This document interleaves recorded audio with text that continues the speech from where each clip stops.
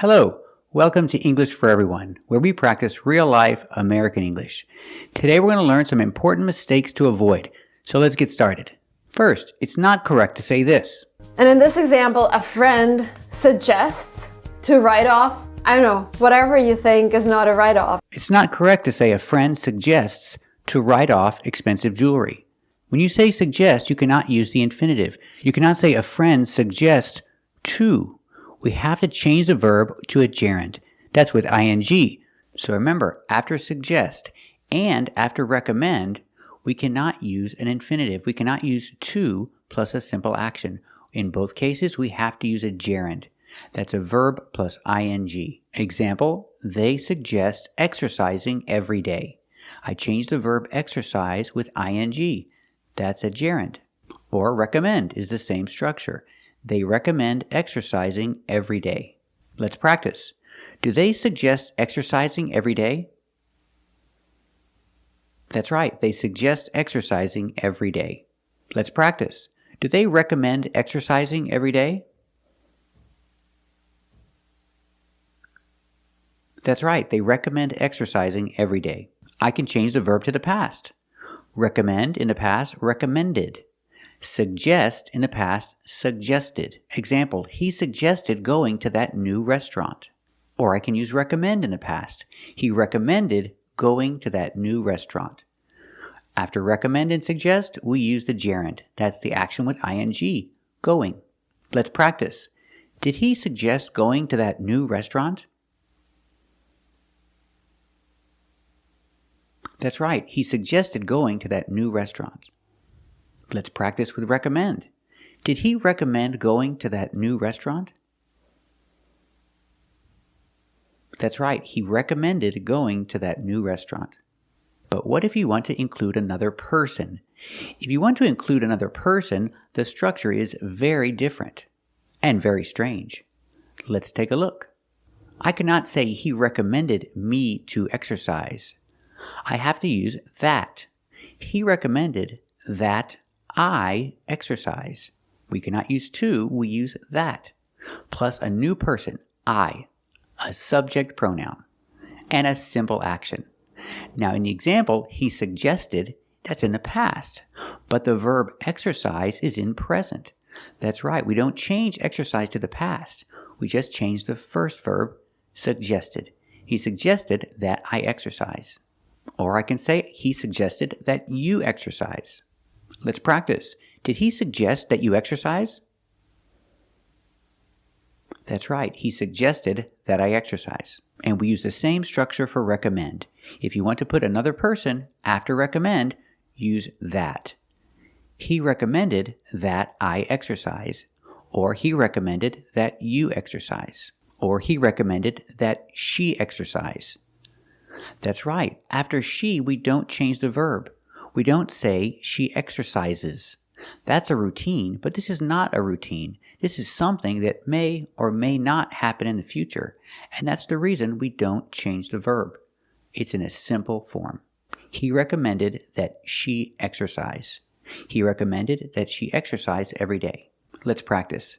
Did he recommend that she exercise every day?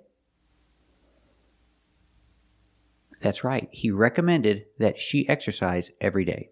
Another strange thing about this structure is if you want to use the verb to be. We don't use is or are, we use be. But no to, just the verb be. Example, he suggested that she be on time for work. Not she is on time. It's not a routine. It's something that may or may not happen. So we use be. He suggested or he recommended that she be on time. Both verbs use the same structure. He suggested or he recommended. He recommended that she be on time for work. Let's practice. Did he recommend that she be on time for work? That's right. He recommended that she be on time for work. It's also not correct to say this. When you cough up the truth, you basically say the truth that you've been hiding. It's not correct to say you say the truth you've been hiding. When we talk about the truth, we cannot use say. We have to use the verb tell. Tell the truth is correct. Say the truth is not correct. So you can say, you tell the truth you've been hiding. Example, tell the truth. Right now I use the continuous action, telling the truth. Is he telling the truth? No, he's not telling the truth. Let's practice. Is he telling the truth? That's right, he's not telling the truth. So I can say he's lying. Or I can use tell in the expression he's telling a lie. Let's look at the difference. Tell the truth, tell a lie. It's different. We say the truth because there is only one truth. Only one truth exists. It's the only one, so I use specific the. Tell the truth. But lie, there are many lies, and this is just one of many lies, so we use a for one of many. Tell a lie. So remember the two expressions, tell the truth and tell a lie. I can say he's lying or he's telling a lie. Let's practice. Is he telling the truth? That's right, he's not telling the truth. Is he telling a lie? That's right, he's telling a lie. Let's talk about some expressions like tell the truth, tell a lie, and tell a story or tell stories. With these expressions, we're using tell, and we don't have to use another person. We don't have to include another person after tell, which is important because normally you do. After tell, we always have a person. Tell is person to person. I tell you, you tell me in the past. He told them, she told us. With tell and told, we always have another person, an object, after the verb. But with these expressions, we don't have to do that.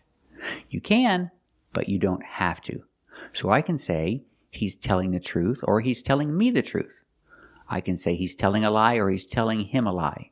You can include the object, but you don't have to. That's why they're special. Example, she's telling a story. She's telling a story to her grandchildren. Or she's telling her grandchildren a story. They're all correct. Let's practice. Is she telling a story? That's right, she's telling a story. Is she telling a story to her grandkids? That's right, she's telling a story to her grandkids. Is she telling her grandkids a story? That's right, she's telling her grandkids a story. And it's also not correct to say this. To hit the nail on the head, mean to get something right or have success. We cannot say it mean to get something right.